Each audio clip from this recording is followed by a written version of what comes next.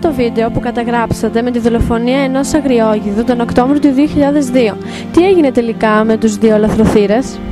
Είδα δύο λαθροκυνηγούς οι οποίοι είχαν σκοτώσει ένα αγριόγηδο και το έγδαιναν. Τους πήραμε βίντεο με τα άλλα παιδιά εκείνη τη στιγμή και προσπαθήσαμε με τη βιντεοκασέτα αυτή να ενημερώσουμε τις αρμόδιες υπηρεσίες. Δυστυχώς έπειτα από 3,5 χρόνια δεν έχει γίνει απολύτως τίποτα. Όπως μάλιστα είπε και ένας υπάλληλος της αρμόδιας υπηρεσίας για την προστασία των προστατευόμενων περιοχών και των ειδών πανίδας, τους γνωρίζουμε αλλά δεν τους αναγνωρίζουμε. Κύριε Χαριτάκη, έχετε ξαναδεί από τότε ίχνη από παρόμοιες δολοφονίες?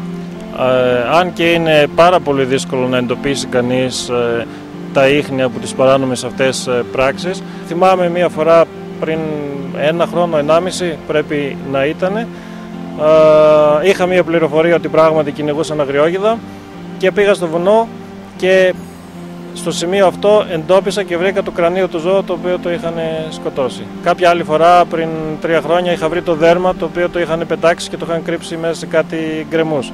Μια άλλη φορά θυμάμαι βρήκα τον κάλικα από το πολεμικό όπλο, το Καλάσνικοφ που είχαν χρησιμοποιήσει, τον έπιασα με τα γάντια, τον έβαλα σε μια σακολίτσα και τον πήγα στον αστυνομικό διευθυντή των Ιωαννίνων, ο οποίος σχεδόν με έδιωξε.